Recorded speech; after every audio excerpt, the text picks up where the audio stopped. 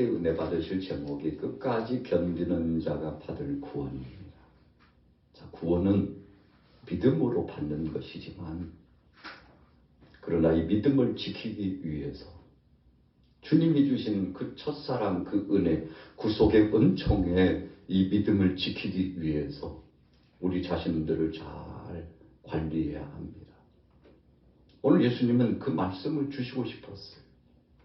우리의 마음밭, 구원받는 영생의 복을 누리는 우리의 마음밭을 잘 관리해야만이 마지막 순간에 구원의 영광스러움을 경험하게 된다는 것입니다.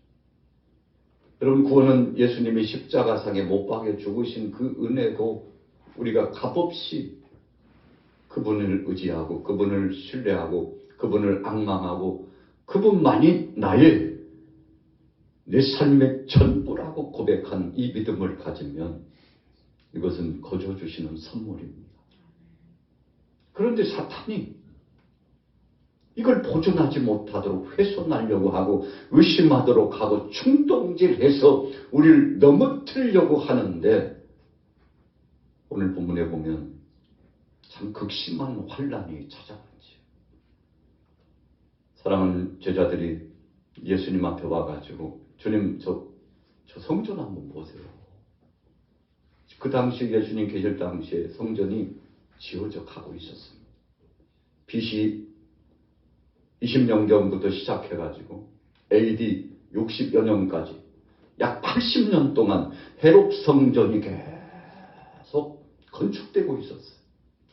그런데 예수님께서 그 당시 계실 당시에 화철란하게 금붙이를 붙이고 그 영광스럽고 찬란한 그 성전이 계속 건축되고 화로운 모습들이 보여졌는데 제자들이 자랑스럽게 예수님께 말씀드렸습니다.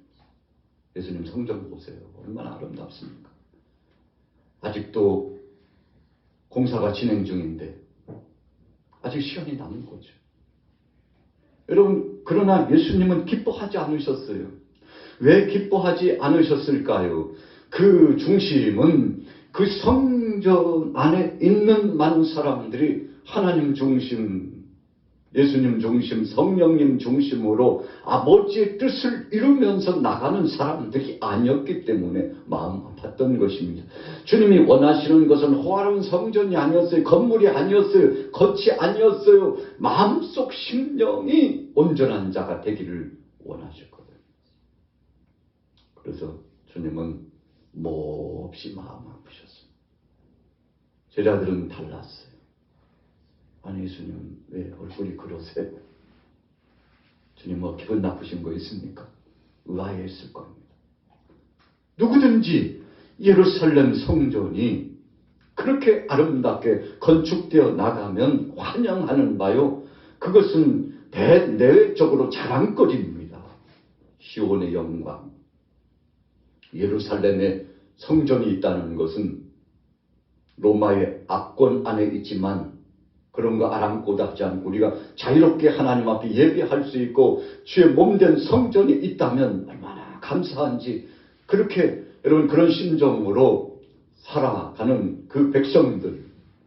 그런데요, 주님은 그 외관 말고 속이 좀 건강했으면 좋겠다. 이 말씀을 가지고 주신 말씀이에요. 주님께서 그 성전이 그렇게 지어져야 된다는 것을 반대하는 것이 아니라 건축물이 올라가는 것을 주님께서 폄하시키는 것이 아니라 겉 말고 속이 좀 알찼으면 좋겠다고 말씀하신 거죠. 겉만 그렇게 아름다우면 뭐하나. 너희들이 앞으로도 계속 그렇게 겉에 치중하면 그 성전 돌 위에 돌 하나도 남기지 않고 다 무너뜨려진다. 주님이 그 말씀을 주셨네요. 자, 본문 한번 볼까요? 2절 말씀 같이 한번 읽어보겠습니다. 시작. 예수께서 이르시되 내가 이 큰 건물들을 보느냐 돌 하나도 돌 위에 남지 않고 다 무너뜨려지라 하시니라. 여러분, BC 20년에서 AD 정확히 말하면 64년까지 성전이 계속 건축됐는데, 그러니까 참 84년 동안 건축되잖아요. 그런데 AD 70년경에 로마의 디토스 장군이 와가지고 그가 황제 되기 전이거든요. 큰 전쟁의 성과를 나타내고 예루살렘을 노략하고 막 정복해 나가는 거예요. 대단했습니다. 그러니까 그가 황제로 추대를 받고 인기가 급상승하게 됐죠. 여러분, 로마의 황제들은 정복 전쟁을 통해서 자기 입지를 확인했어요. 자기 자신을 세워나가는 겁니다. 예루살렘 성전이 그때 파괴됐어요. 지은 지 얼마 됐습니까? 지은 지 완공된 지 6년 만에. 84년 동안 건축이 됐는데 완공된 이후에 단 6년만 활용하고 로마의 군사들이 쳐들어와가지고 야, 예루살렘 초토화시키자. 버릇을 단단히 고쳐주자. 사실은 로마의 한 거였거든요. 열심당들이, 독립을 한다는 사람들이, 나라를 위한다는 사람들이, 또 신앙가들도 따지지 않고 묻지 않고 우리가 이대로는 있을 수 없다고요. 한 거였거든요. 당연한 거죠. 그러나 그런 배반감을 느꼈던 로마의 황제가 야, 그냥 내버려 두지 말고 이번에 들어가서는 완전히 초토화시켜. 여러분, 그래서 예루살렘이 불타서 파괴될 때 성전도 파괴됐는데 예수님 주신 말씀 그대로 응해졌어요. 주님은 마음이 아팠던 것입니다. 겉은 호화롭고 겉은 찬란한데 그 속이 병들어 가고 있는 그 세대를 향하여서 주님 말씀하시는 거죠. 그렇게 나가면 안 된다고 주님께서 계속 충원의 말씀을 주셨지만, 그러나 주님 말씀에 순종하여 나오지 않았지. 그리고 오히려 예수님을 어떻게 했나요? 십자가에 못 박으라. 십자가에 못 박으라. 예수님을 십자가에 못 박고 바라바는 살려주라고 얼마나 그 많은 군중들이 소리를 쳤습니까? 바른 재판을 해야 됐던 빌라도마저도 대야에다가 손을 씻으면서 나는 이 재판에 자유하고 나는 분명히 예수를 살려줄 수 있다고 말했고 선택은 당신들이 하라고 그랬는데 당신들이 바라바는 살리고 예수는 죽이라고 해서 이 재판의 판결은 내가 한 것이 아니고 당신들이 판결한 것이니 나는 이 핏값에 책임이 없다고 손을 씻었어요. 그랬더니 회중들이 걱정하지 말라고, 우리가 책임지겠다고 예수를 십자가에 못 박으라고. 여러분, 명절이 돼가지고 죄인 하나는 아무리 극난한 죄를 범했어도 죄인 하나는 사면할 수 있는 권한이 이 총독에게. 그러니까 로마의 황제가 권위를 그 지역의 수장에게 주는 거예요. 그래서 예수님이요, 궁지에 몰려가지고 적지 않게 억울함과 고통을 당하셨다 할지라도 충분히 주님을 죽지 않게 하실 수 있었죠. 그러나 그마저도 백성들은 예수님을 가혹하게 십자가에 못 박아 죽도록 했습니다. 여러분, 그래서 그 이후에 역사가들은 그렇게 이야기합니다. 그 죄값 때문에 유대인들이 거의 한 2000여 년 동안 세계 유랑자가 돼가지고, 여러분, 로마에 이렇게 노략당하고 초토화가 된 이후에 세계를 돌아다니면서 디아스포라, 흩어진 자를 돼가지고 정처 없이 나그네처럼 살아갔는데 그것이 바로 예수를 십자가에 못 박으라고 했던 그 죄값이라 여러분, 그렇게 평가를 하고 있죠. 심은 대로 거둔다는 거 아니겠습니까? 선한 씨를 많이 심으면 영적인 은혜에 정말 복된 것을 많이 심으면 복된 것을 많이 거두고, 정말 악한 것, 폐악한 것들을 많이 뿌리고, 그래서 그것을 심으면 결국은 폐악한 역사 가운데 심판밖에 없다는 선언이 나타나는 것이죠.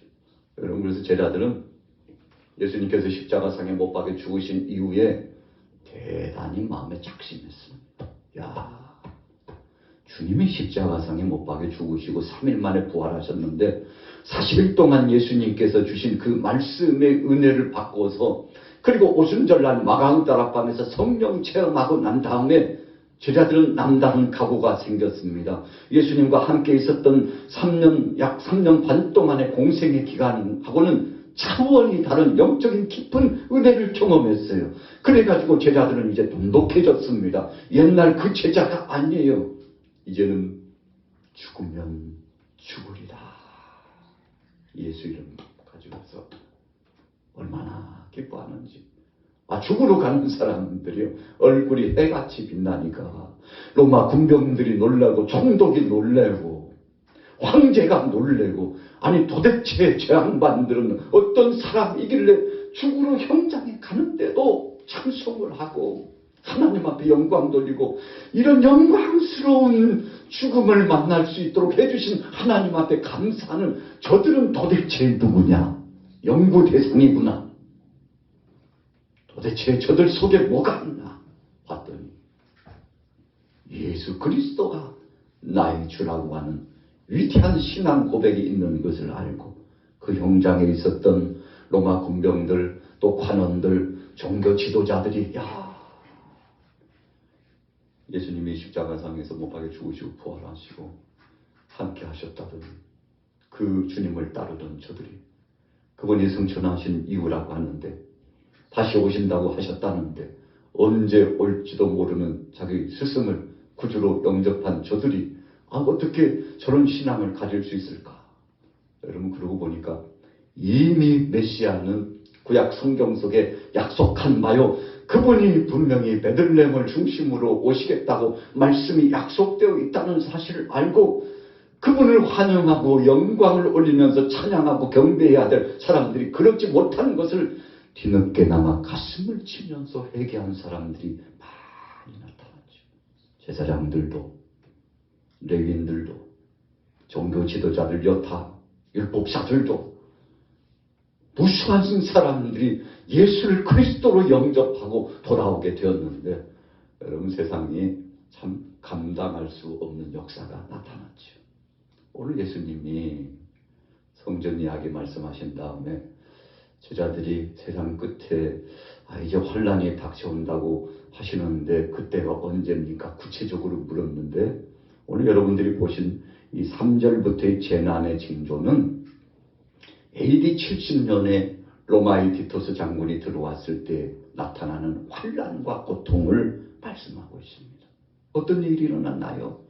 참 제자들 엄청난 괴로움과 고통과 환란을 당했습니다. 자, 3절 4절 읽어보겠습니다. 시작. 예수께서 감람산에서 성전을 마주 대하여 앉으셨을 때 베드로와 야고보와 요한과 안드레가 조용히 묻되 우리에게 이르소서 어느 때 이런 일이 있겠사오며 이 모든 일이 이루어지려 한 때에 무슨 징조가 있사오리까? 도대체 주님 무슨 징조가 있습니까요? 그래 있지. 내가 알려줄게. 그러면서 주님 말씀하셨어요. 5절에 보세요. 너희가 미혹을 받지 않도록 하라. 그래서 적그리스도가 등장한다는 것입니다. 여러분 이 적그리스도의 의미는 예수님의 이 구원사 복음주의적인 이 노선을 반대하고 복음이 증거되는 것에 대해서 항거하고 핍박하고 부정하는 세력들인데 여러분 말 그대로 그리스도를 반대하고 그리스도를 따르는 사람들 욕보이는 세력들입니다. 그 모든 것들이요 적그리스도예요. 그런 일에 가담하는 사람들이 정치인이든지 아니면 사상가든지 어떤 학문의 범위에서 지도급에 있는 사람이든지 어떤 사람이든지 간에 예수가 그리스도라는 것을 부정하는 어떤 사상과 논제와 자신의 그 마음을 가지고서 핍박하는 자가 있다면 통틀어서 적그리스도라고 주님 말씀하시고 여러분 실제로 초대교회 당시에 사랑하는 사도들이 복음을 전거할 때 그리고 그 이후에 교부들이 사역을 진행할 때 엄청난 핍박과 환란이 나타났는데 예수님이 미리 말씀해 주시는 거예요. 너희가 복음을 붙잡고 나가서 전할 때 이런 일들이 있으면 놀라지 말고 두려워하지 말고 당연히 올 것이 왔구나 생각하라는 것이죠. 그 다음에 볼까요? 많은 사람이 내 이름으로 와서 이르되 내가 그라하여 많은 사람을 미혹하리라. 자기가 예수 돼요. 여러분, 이 말씀은 우리가 초대교회 당시뿐만 아니라 오늘날도 동일하게 나타나고 있는 것을 볼 수 있습니다.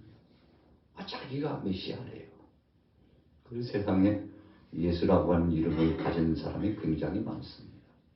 자기가 그리스도라고 자칭 그리스도라고 말하는 사람이 굉장히 많습니다. 그래서 팔레스타인 땅에, 이 유대 땅에는요, 예수라고 하는 이름이 흔합니다. 예수님만 예수가 아니에요. 이름이 똑같다고 해서 메시아겠죠. 이런 성경에 있는 인물하고 이름을 똑같이 지었다고 해서 그 인물입니까? 아니에요. 하나님께서 이 땅 위에 보내주신 분, 메시아로 오신 예수님 한 분, 그분밖에 없습니다. 독생자들 예수 그리스도 그분밖에 없습니다. 세상에 어떤 사람들이 나라고 내가 보혜사라고 내가 하나님께 보냄을 받았다고 뭐 전화 없는 이야기를 해도 우리는 영적으로 분별하는 것이죠. 2000년 전에 오셨던 예수님 외에는 메시아는 없다. 이렇게 단언하고 여러분 말씀 속에서 정립하고 들어가면 가짜들은 금방 드러나는 것입니다. 그냥 자기가 보혜사라고 돕는 자 하나님이 특별히 나를 부르셨다. 영계 지도자로 이 시대에 지도자로 하나님이 부르셨다고 막 그렇게 이야기하면서 신천지에 이만희가 얼마나 많은 젊은이들과 많은 사람을 미혹합니까? 목사님 그런 소리 말아요. 얼마나 많은 지식인들과 젊은이들이 가는데요. 여러분 예수님 계실 당시에도 마찬가지였습니다.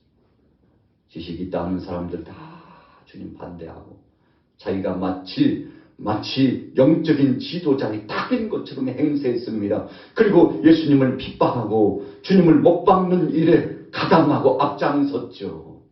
여러분 다를 바 없습니다. 그러나 중요한 것은 하나님의 말씀이 정말 분명하게 뚜렷하게 그 뜻을 말씀하고 선포하고 있는지에 대해서 우리가 영적으로 분별하는 거 아닙니까? 사람 많이 모여서가 아니에요. 여러분 어떤 대상 인물들이 있어서가 아니에요. 주님의 생명된 말씀과 일치하나를 봐야 되는데 이리 재보고 저리 측량해봐도 가짜라는 것이 분명함에도 불구하고 무지한 인생들이 얼마나 그 속에 빠져들어가는지. 여러분 그래서 사탄이 어느 정도까지 변장술이 있냐면요. 진짜 천사보다도 더 천사같이 성경이 뭐라고 표현했습니까? 광명한 천사처럼 사탄이 그렇게 가장해서 온다고 그랬습니다. 분명히 가짜고 비진리인데 진리래요. 자기가 진짜래요.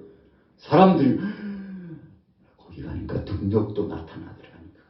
주님 뭐라고 그랬습니까? 하늘에서 불도 내린다고 그랬어요. 엄청난 기적과 표적이 나타난다고 분명히 말씀했어요. 여러분 그러니까 표적이 나타났다고 해서가 아니라 주님의 말씀과 합당한지 아닌지를 봐야 되는 것이죠. 능력 나타나면 혹해가지고 대단한 역사가 나타나네. 진짠가? 그게 아니에요. 여러분 사탄도요. 흉내를 냅니다. 모세가 하나님의 엄명을 받고 나가가지고 바로 앞에 섰는데 바로가 모세를 보니까 오이고 우리 술사들로 하는 것 흉내를 좀 내는데 그랬어. 술사들을 불러가지고 모세가 지금 우리 앞에서 주름 잡고 폼 잡고 있다. 너희들도 좀 할 수 있잖아. 몇 가지는 흉내를 냈어요. 여러분 흉내입니다. 흉내. 그러나 다 엎드려가지고 항복했죠. 왜요? 진짜는 처음에는 대단한 것 같지만 시간이 흐르면서 점점 정체가 드러나는 거죠. 여러분 그래서 가짜 교주들은요. 죽으면 확인할 수 있어요. 죽으면 다 가짜라는 거. 백일하에 다 드러나는데 여러분 사이비 종파치고요. 그 교주가 죽었을 때 죽음 절대 드러내지 않습니다. 하늘로 올라가셨다고. 이래저래 꾸미겠죠. 여러분 속아서는 안 됩니다. 오늘 예수님 그 말씀하는 거예요. 너희가 사람의 미혹을 받지 않도록 주의하라. 많은 사람이 내 이름으로 와서 이르되 내가 그라하여. 주님 흉내낸다고 그랬어요. 성령님 흉내내잖아요. 내가 보혜사라니까 내가. 얼마나 많은 사람들이 찬양을 하고요. 막 꽃을 흔들면서요. 빵빠레를 울리고요. 사열대 앞을 막 손을 흔들며 지나가게 하고요. 내가 보혜사라. 내가 메시아라. 그런데 그것에 속는 사람들이 있다니까요. 오늘 주님도 말씀하셨죠. 속지 말라는 거죠. 7절에 보세요. 난리와 난리의 소문을 들을 때에 두려워하지 말라. 이런 일이 있어야 하되 아직 끝은 아니니라. 민족이 민족을 나라가 나라를 대적하여 일어나겠고 곳곳에 지진이 있으며 기근이 있으리니 이는 재난의 시작이니라. 여러분 사실 역사적으로 보면 우리가 성서 고고학적으로도 보면 예루살렘 근동에 그리고 지금 말하고 있는 터키권까지 해가지고요. 로마, 이 그리스 여러분 복음이 정말 화바산처럼 불타오르고 증거되었던 그 사역지들이 얼마 되지 않아서 엄청난 지진에 휩싸여. 여러분 그래서 우리가 성지순례를 이렇게 보게 되면요. 뼈대만 남았어요. 기둥터만 남았어요. 왜요? 엄청난 지진과 함께 무너져서 땅속으로 파묻혔습니다. 여러분 건물의 형상이라고 하는 것은 그런 것입니다. 그래서 주님 말씀하셨어요. 거칠해 하지 말고 너희 영혼이 하나님 앞에 온전히 있는지 이 마음의 중심을 바로 잡으라고 지금 정신 차리지 않으면 안 된다고 주님께서 계속 경고의 말씀을 주고 있는 거 아니겠습니까? 오늘 여러분들의 이 마음의 성전이 주님 모시고 있는 성령님이 임재하시는 이 속이 알차고 오늘 이 예배당에 나오신 여러분들이 주님 앞에 정말 중심으로 찬양하고 경배하고 영광 돌리는 복된 자 되시기를 예수님의 이름으로 축원합니다. 여러분 계속 지금 이어지고 있죠. 강론하려면 오늘 9시 넘어야 될 것 같은데 이 정도로 해도 될 것 같아요. 우리 주님이 여러분들과 함께 하시는 것을 믿으시기 바랍니다. 그 위에 성경 계속 읽어보세요. 요즘 일어나고 있는 이야기들이 계속 나타나요. 오늘 마가복음 13장의 말씀은 마태복음 24장과 25장에 나타나고 있는 말씀을 계속 비교적으로 누가복음 21장에 나타나는 말씀을 또 비교적으로 공감복음적인 의미를 가지고 주님의 뜻을 계속 선포하고 있잖아요. 여러분 그래서 한쪽만 말씀이 아니라 여러 군데 주님께서 분포해서 성령의 감동으로 말씀을 주시는 것은 이 말씀을 중심으로 영적 분별력을 가지라는 것입니다. 여러분 그래서 우리가 어떤 때는요. 말씀을 보지 않고 무지하기 때문에 속을 때가 많아요.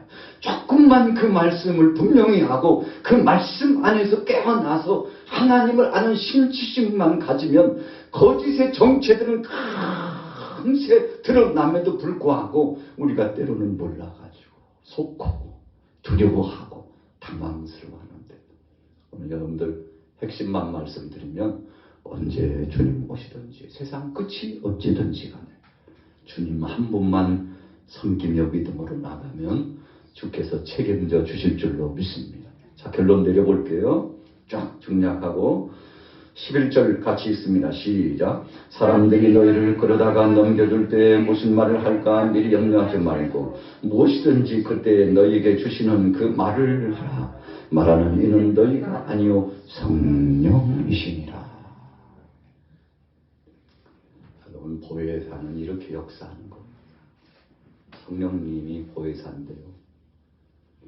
이분은 천지만물을 창조하실 때에도 함께 하셨고 주님이 이 땅에 오셨을 때 초림 때에도 함께 역동적으로 삼위격인 그 하나님이 함께 하셨고 오늘 우리 양화교회가 처음 창립되었을 때 그때도 성령님이 사랑하는 목회자들과 성도들과 함께 했는데 지금도 그 성령님이 변함없이 저와 여러분들 편에 함께 도우시면서 생각나게 하고 무슨 말을 할 것인지 알려주신다고 했는데 여러분 지혜가 거기 있는 겁니다.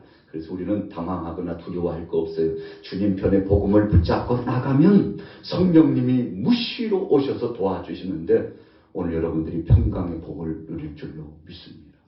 자, 12절 보세요. 형제가 형제를, 아버지가 자식을 죽는 데 내어주며 자식들이 부모를 대적하여 죽게 하리라. 또 너희가 내 이름으로 말미암아 모든 사람에게 미움을 받을 것이나 끝까지 견디는 자는 구원을 받으리라. 참 어찌 보면은요, 참 비극적이고 슬픈 이야기입니다. 부모가 자식을 팔아요. 왜요? 살려고. 자녀가 부모를 팔아먹어요. 자기 살려고. 여러분, 환란의 때가 닥치면 이런 일들이 비일비재죠. 우리나라도 일제강점기를 지나고 6.25 동란을 지나면서요, 이런 일이 엄청 많았습니다. 자녀가 부모를 고발했어요. 지금도 종종 북한에서 지하의 교회에서 지하의 교회 크리스찬들이 그렇게 많다고 그러지 않습니까? 씨가 말랐을 것 같은데 그런데 하나님께서 거기에서 참 극난한 어려움 중에도 믿음을 지킬 수 있도록 하나님이 그 성도들을 지켜주시는 걸 보면 참 감동이 되잖아요. 그런데 이웃이 빌고를 해가지고 저 집 한번 뒤따라가 보라고. 밤 2시만 되면 이상하게 어디론가 간다고 고발을 했어요. 물론 결과는 상도 받았겠죠. 많은 사람 앞에서 이런 동무가 있어야 좋은 일 아니겠느냐고 찬사를 받으면서 여러분 고발한 그 사람을 높이 추앙해주죠. 본보기를 보이는 겁니다. 이 예수쟁이가 뒤따라가 보니까 저 산기슭에서 한쪽 모퉁이에서 몇몇이서 모여가지고 예배를 했다고. 그렇게 그만 이 기독교인들 어떻게 해야 되겠느냐고 붙잡아가지고 공개 처형을 합니다. 본보기를. 여러분 가장 가까운 이웃이 고발해요. 가장 가까운 자녀가 고발할 때도 있어요. 철없는 어린 아이가 사상 교육을 받고 들어와가지고 생각하고 보니까 우리 할머니 할아버지가 이상한 짓을 자꾸 하거든. 이거 신고하면 수령에게 잘하는 것이라고 막 이렇게 교육을 받다 보니까 교육받는 자리에 가지고 소곤소곤 우리 집에 할아버지 할머니가 이상한 짓을 한다고. 철없는 이 아이가 고발해가지고 여러분 그래서 붙잡혀가지고 순교당하거나 극난한 노역장에 가가지고 평생 고통을 당하게 하는 일들을 당하는데 그럼에도 불구하고 믿음을 지킨다는 것이 참 아이러니하잖아요. 어떻게 그 나라에 믿음을 지키는 자가 있을까? 여러분 오늘 본문 말씀 13절 오늘 12절 말씀이 묵시적으로 우리에게 깊은 의미를 가르쳐 줍니다. 어떤 환난과 풍파가 있어도 끝까지 견디는 자는 구원을 받으리라. 여러분 그래서 믿음의 이 가보가 계속 후손들에게 기업으로 내려간다는 것이 그냥이 아니라 헌신적인 각오와 결단을 통해서 나타나는 열매라는 것을 알 수 있잖아요. 그래서 저는 새벽에도 우리가 차량 운행할 때 극동방송 이렇게 틀고요. 또 어렸을 때도 머리 시골에서 살다 보면 이 라디오로 CBS 또 극동방송이 계속 들려오면 듣고 자랐는데 얼마나 감사한지. 참 신비하게도 북한 이야기, 중국 이야기를 계속 했죠. 여러분 그 속에서 하나님의 살아계신 증거를 계속 듣고 있사오는데 오늘 모든 사람이 미움을 받을 것이다. 누구 때문에요? 예수님 때문에. 예수님 믿었다는 이유 때문에, 주님 앞에 영광 드리고 헌신했다는 이유 때문에, 예배자가 되었다는 이유 때문에 초대교 이후로 지금까지요. 여러분 지금도 중동 지역에요. 이슬람권에 있는 또 불교권에 있는 우리 크리스찬들이 선교사님들이 가가지고 복음 전하는데 아니 이제 교회가 조금 밑바탕을 세워서 좀 성장할 만하면 막 동네에서 몰려와가지고 잡아나가요. 거기는요 그냥 공개적인 재판이 많습니다.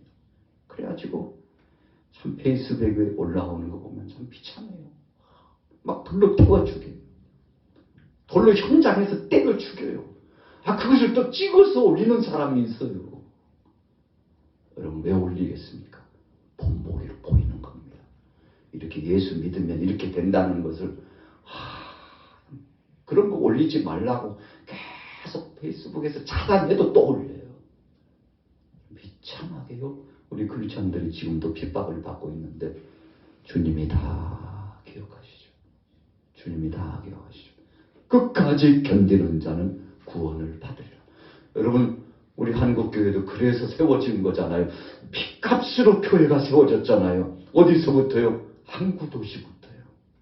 선교사님들이 막 숨어서 들어왔는데 배 타고 들어왔는데 거기서 복음의 씨를 뿌려가지고 여러분 주요 도시 우리 한반도에도 항구도시 중심으로 복음이 급성장하고 교회 보세요. 항구도시가요 얼마나 열정으로 지금도 선교를 하고 있는지 몰라요. 다 이유가 있습니다. 선교사님들이 피 뿌려서 교회를 세웠어요. 여러분 주님이 다 인정하시고 주님이 기억하시고 구원의 영광의 은혜의 반열을 바로 그 지역에 선물로 주었는데 여러분 그 복음의 씨앗 때문에 그 지경에 자자손손 영적으로 큰 은혜와 복을 누리는데 감사하잖아요. 자, 오늘 저녁에 끝까지 견디는 자는 구원을 받으리라. 예수님요 고난 없다고 말씀하지 않았어요. 때로는 가짜들이 예수 믿으면 아무런 고생도 없고 풍파도 없다고 그렇게 이야기하는데 여러분 그렇게 가르치면 안 되죠. 오히려 예수 믿은 다음에 더 어려움이 올 수도 있는데 그러나 우리는 초월적으로 극난한 고난도 고통도 주님을 믿은 믿음 안에서 우리는 이겨나간다고 어떤 상황 속에서도 이 믿음을 지켜나가는 것이 진짜 신앙이라고 하나님이 책임진다고 여러분 이렇게 가르치고 우리가 권면해야 되지 않겠습니까? 예수님 분명히 제자들에게 말씀하셨어요. 걱정하지 마. 두려워하지 마. 그러나 환난은 있다. 고난도 있다. 너희가 나 때문에 핍박도 받으리라. 그러나 내가 너에게 말한다. 약속할게. 끝까지 견뎌. 이 말씀의 의미가 뭡니까? 우리 따라해 보겠습니다. 죽을 때까지. 죽을 때까지.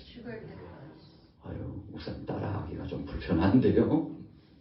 죽을 때까지 하나님이 부르실 때까지 변치 않고 믿음을 지켜. 그런 뜻이. 끝까지 견디는 자는 구원을 받으리라. 여러분 극심한 환난과 풍파가 찾아오니까 주님을 부정해버리고 세상으로 나가버린 사람이 얼마나 많습니까? 그럼에도 불구하고 정말 진솔한 믿음을 가진 사람들은 어떤 환난 속에서도 어떤 문제가 봉착되어 와도 교회를 사수하고 주님의 몸된 교회 안에서 믿음으로 쫓아나가서 주님을 기쁘시게 하는데